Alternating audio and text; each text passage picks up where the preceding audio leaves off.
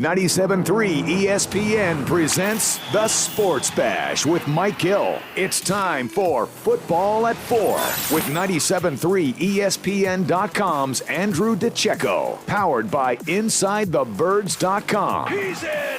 Touchdown! Now, live from inside the Matt Black Kia Studios, it's Football at 4. Football at 4 is powered by the Inside the Birds podcast, and it is brought to you locally today by PlaySugarHouse.com. Sign up now. They'll match your first deposit up to $250. Go to PlaySugarHouse.com. Win real money with their sports book along with casino games from the comfort of your home.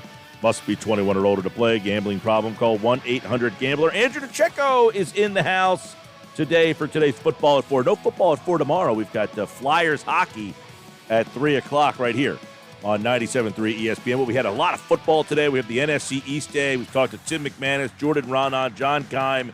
Coming up later, we'll talk to Todd Archer. But right now, it's our very own Andrew DiCecco in the house here on the Boardwalk Honda Hotline. What's going on, Andrew? Hey, Mike, I'm doing well. How are you? It's a football-feeling day. We've been in a football mood all day today with the Sixers going out and the Flyers losing last night. We need a little football in our lives, and it feels kind of good talking some pigskin today. So let's dive into some of the stuff that is going on. I do want to start with what you wrote about at the website yesterday at 97.3ESPN.com, Duke Riley and that linebacker spot. You know, you mentioned an intriguing skill set yesterday, Jim Schwartz talking. And are we getting a better sense of what this linebacking core might look like? Yeah, as the dust sort of settles and we move towards the start of the regular season, you really look at what the Eagles have with their 7 linebackers, and there isn't. It's kind of top heavy, if you want to call it that. They have 2 guys in T.J. Edwards and Nathan Gary, who, for all intents and purposes, for better or for worse, they're going to be your 2 starters. And then there's a drop off, right? So one of the things that I outlined is you have, for the third role, you have Duke Riley, you have Sean Bradley, you have Davion Taylor, you have Dante Olson, you have Alex Singleton. Alex Singleton's going to have to take on a larger special teams role, more likely, because obviously Nathan Gary and T.J. Edwards, who were their 2 top performers last year, have their hands full on defense. And, you know, the 2 rookies that have a long way to go in Bradley and Taylor, even though Bradley's really stood out this training camp. It's a lot different when you're in live action. And that's something that's going to take a little bit longer for those guys to get their sea legs, if you will. So that leads me to Duke Riley. And one thing that really stuck out to me when you heard Jim Schwartz talk about Duke Riley is, you know, he contributed when he was out there, which wasn't very often last year on defense. I believe it was only 28 snaps or something, and more so in goal line formation. But what he does bring to the table is he's incredibly fast. Yes, he lacks the prototypical size for a linebacker, which really limits his ceiling, but he's incredibly fast. He moves well sideline to sideline, and he has an outstanding coverage acumen, which he is the most proficient in coverage out of all the linebackers. And when you look at what teams are looking to do and spread teams out, his skill set's going to be an asset for the defense. And I think he has among the most experience of the linebacking core. So, it's his job to lose, really. Yeah, and I want to, you mentioned the rookie linebackers. What about the kid Olsen that a lot of people were intrigued by? Is he even on the radar at all? Unfortunately, with this offseason, I would have to say no. Under normal circumstances, I would have the tendency to say yes. We're talking about a guy who had 397 tackles for Montana. He was, if he didn't run a 4.8 at the NFL Combine, you're talking about a guy who's probably getting drafted on day 3. And he looked good in the Shrine Bowl. He has a very strong football IQ. He reminds me a little bit of Sean Bradley in the sense that he brings that leadership. He always knows what he's doing. He has that football intellect. Doesn't necessarily have the athletic traits that you look for in the linebacker position, but he's a guy that's going to probably play in the league for a very long time. Yeah, that's Dante Olson that we're referring to there. And, you look at Nate Geary, who, like it or not, he's probably going to play a lot out here. I wonder, is Geary, I don't want to say better, but, I mean, is he a guy, why do the Eagles see more in him than maybe the fans do? I would say he's someone who they've seen him put in the work. When he came to the Eagles, he was converted. He was safety at Nebraska, right? So he was very small. He still is small, but he came in at like 218 or 220 pounds, kind of like what Davion Taylor weighs right now. And they saw him take the gradual progression every single season. He grasped what Ken Flagel was preaching to his linebacking core. And he not only did he grasp it, you saw it translate onto the field where maybe some other guys, for communication reasons or whatever, they just weren't grasping it. And he kind of earned their trust by, knowing what to do, being where he needed to be. Is he a little bit limited athletically? Yes.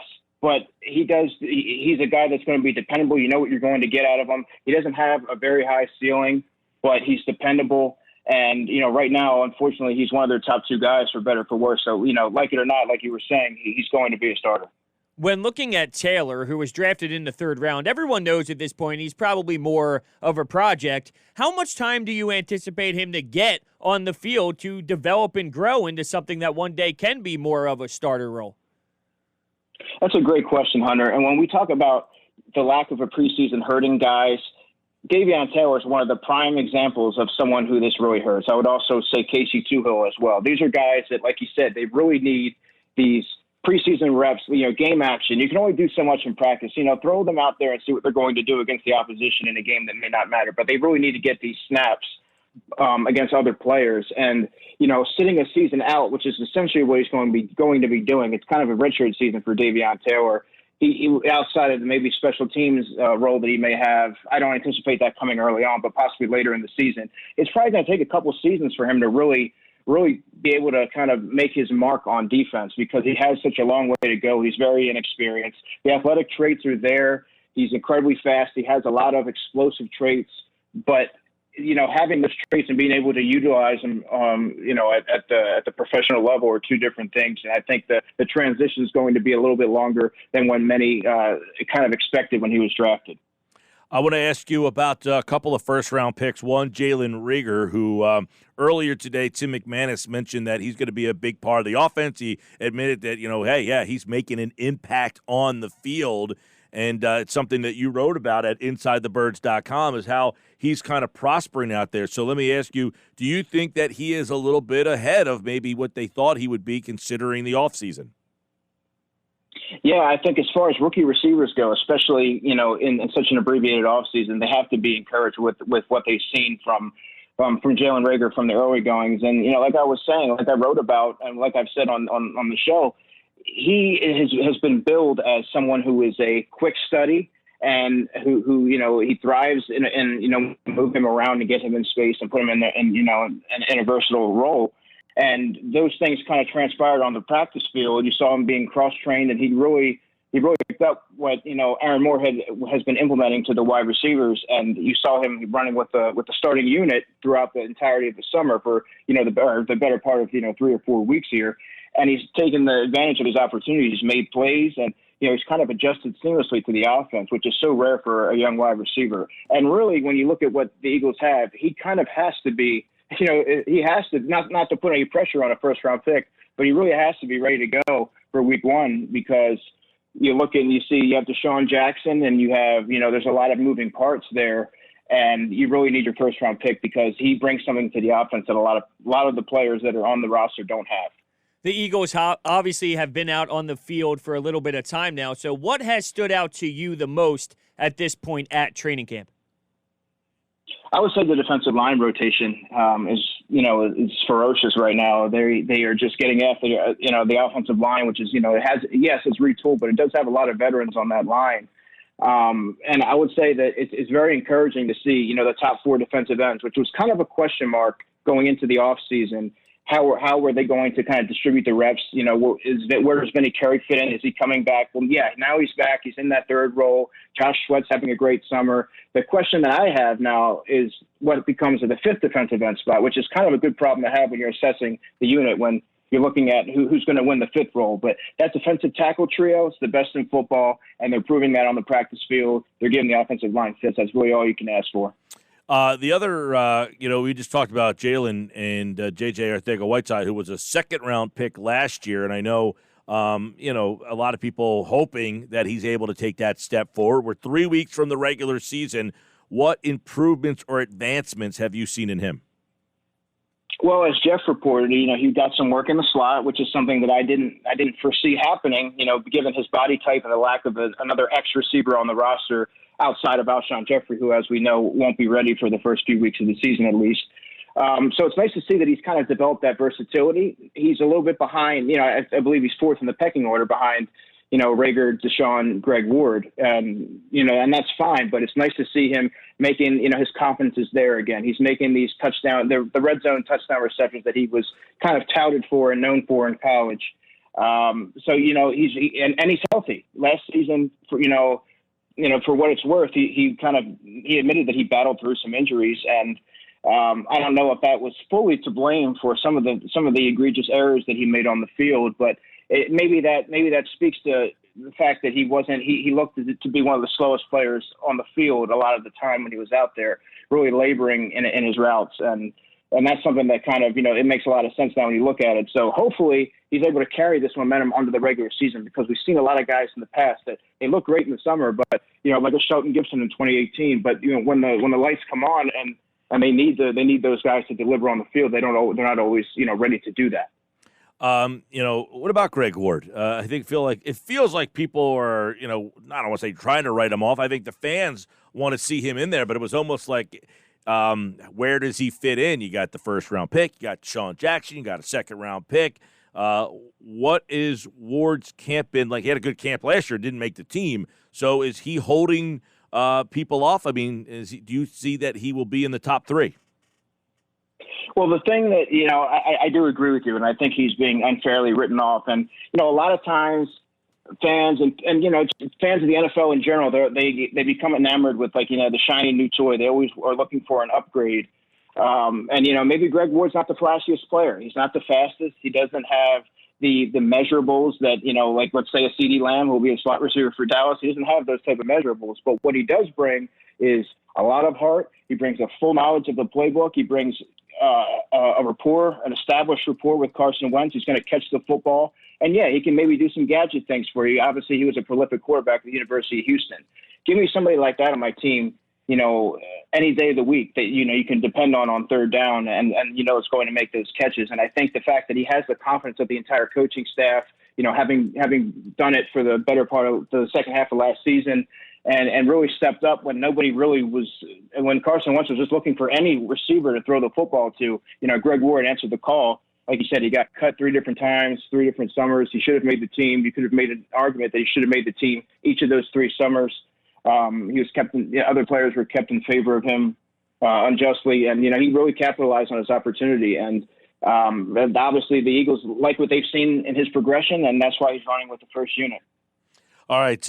What about Andre Dillard? Because you mentioned Reagor, the first-round pick. He was a first-round pick, too. I think people almost forget that he was a first-round pick, and now he's getting the opportunity to start. He's kind of been in and out of the lineup. They do have Jason Peters here, but they're kind of I don't want to say dead set on keeping him at guard, but how has Dillard handled this spot? And if Dillard were to get hurt or to go down, would they move Peters back to left tackle, or do you think that might be somebody else? Well, to answer the first part of your question, I do think that Dillard's taken the next step that we all hoped that he would take, and he added the weight. I believe he gained about 20 pounds in the offseason, and it ended up being good weight. He really needed that from being able to anchor in the running game and handle his own and pass protection. From what I understand, he's looked pretty good on one-on-ones. He's held his own there, and in pass protection, he's been a little inconsistent in the full team drills. But that he's light years away from where he was this time last year, and that's a great thing and very encouraging if you're the Eagles. I think what the Eagles did in reaffirming to him, hey, you're our left tackle. Jason's going to be here at right guard, and then not moving Jason at left tackle when Dillard got hurt, and putting Jordan Mailata in there. I think that can do a lot for a young player's confidence, and I think that's an overlooked aspect of in the terms of development. I think that he really needed to have that confidence along with knowing that the team was backing him fully, and he's got a new body type, and he's ready to go. So I think that the Eagles should be encouraged with what they've seen from him. And I think that, in a game situation, yes, I do think that Jason Peters would most certainly be the guy that would come in there at left tackle, because he's the established guy, and you don't want to mess around when you're talking about protecting your quarterback's blind side. Where do you think that Jordan Mailata is right now? Because he has been playing the left tackle position at the moment when Dillard is out. So, where do you think that he is at this moment? Well, Jordan Mailata, he's someone that needs reps, and you saw what he was able to do last summer. He's fantastic. I believe it was in the Jacksonville Jaguars preseason game going against their first unit. You know, he's been on IR the last 2 seasons, and he really hasn't had the necessary reps. And this offseason, he got even fewer reps than he needed. But I think the more that you see with Mailata, the more that he's out there and the more reps that he gets, the better he's going to get.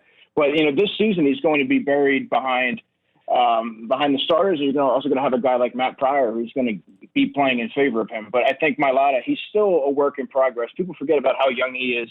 I think he's still a year away from being somebody they can actually put out there and have faith that he can hold his own.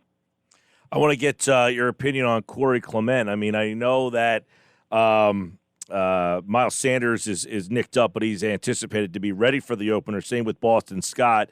But the team doesn't seem to be going, out of their way to try to find a veteran guy. Is that an indication that Corey Clement not only makes the team, but that if he's asked for an expanded role, that they think that he can handle it? Yeah, sure. I do think it's a nod to Corey Clement. I like the Eagles' approach with this. They were committed to a certain number, and they weren't willing to exceed that number when looking at veteran free agent running backs. They were able to take a look at what they really had and get a long look at that. And a lot of that was probably, contingent upon Corey Clement's. How's he coming back? Does he look like the Corey of old, or should we be concerned and look to add somebody? And I think what you saw from Corey Clement is he's got his burst back. He's got his, he's running with confidence. He's seeing the holes better. He's seeing the field better. And he has that explosion back that he had, when he had that great season in 2017 when he kind of emerged in the second half of that season. And, of course, on the grand stages of the Super Bowl. And I think he gives the Eagles a lot of confidence being that third running back. And he's also tremendous on special teams. So I think that like you said, Miles Sanders and Boston Scott should be ready to go for the opener. And having a veteran like Corey Clement as your third running back, I think the Eagles are doing right by that and sticking with that trio. It looks like Zach Ertz's contract negotiations are in play. How does this impact Dallas Goedert's future here? Well, actually, I think a lot of it depends on how the young receivers play this year, right? So how does Greg Ward, how does J.J. Arcega-Whiteside, how does Jalen Reagor play this year? Because those guys are all on, they're low-cost options relatively. So if those guys can prove that they can be a nucleus, well, then maybe you find a way to keep both of those guys and make yourself, a two tight end team. You saw both players create so many mismatches on the field, and you saw what the Patriots could do when they had both of their guys there. And I think that the Eagles have something with both tight ends. So if you can find a way to keep both of them while having those young receivers around there that can also implement into the passing game, I think that's a great thing to have. But I think a lot of it will have to do with what happens this season with those guys. I want to get your take on I don't know what his offensive assistant, Rich Scangarello, who spoke today for the first time, and that was essentially what he was asked out of the chute. What's your role? They don't really have an offensive coordinator, so how do you see the offensive setup working this year? I think you're going to see, obviously you're going to see a lot of two tight end sets. You're going to see little subtleties in formations and play action and things like that. I think Rich Scangarello brings a lot of great ideas, and I think that the Eagles have the way that the offensive minds are constructed. You have 3 different people that can bring all these different ideas and concepts into the offense. So I think you're going to see. Well, I know that they said that there are not going to be many changes to the offense, but I think you'll see a lot of them in different areas such as play action and in the screen game and things like that. All right, one thing is for sure. The Eagles are just 3 weeks away, and one of the things that you look at here is the quarterback, Carson Wentz, 5 years in. We talked a little bit about this with Tim McManus, and he said that Carson almost called himself. He's like, this is my 5th year, and was kind of like, wow, this is my 5th year. So going into year number 5 with Carson Wentz, I mean, you never want to waste the prime years of your franchise quarterback. So let me get your vision of year 5 Carson Wentz. Yeah, I think if Carson stays healthy, the pieces around him are there for him to have the best season he's had. The offense is an upgraded version of the 2017 group that he had, and you saw what he was able to do with that. I think that more importantly, Carson took a big step forward last season from a leadership perspective. He takes ownership of the offense. He elevates the performance of the guys around him. And I think that, having weathered that storm last season, he's ready for everything. And I think that really helps take his game to another level. Now, do I want to put any stats out there? Yeah, I think he can throw for 35, 37 touchdowns. I think he can throw for 4,500 yards. And, you have the running game to back on too. So I think that Carson Wentz has all the intangibles and the pieces in place to have the best season he's ever had. Well, he's got some weapons, it looks like. Very intrigued by that. Deshaun Jackson, by the way, saying he wants to play for another 3 or 4 years. The speed seems to be there. Can he stay healthy? That'll be a big factor. We got plenty more during football at 4 this week on Thursday's show with Adam Kaplan, who will be here from Inside the Birds podcast. And, of course, Andrew's back on Friday, and we will be just a couple of weeks away from the opener against Washington. And more football at 4 powered by the Inside the Birds podcast on Thursday's show. Remember, no football at 4 tomorrow with the Flyers game at 3 o'clock. He is Andrew DiCecco, DiCecco NFL on Twitter, and he, like August, appeared via the Boardwalk Honda hotline. Andrew, take care. You too, guys.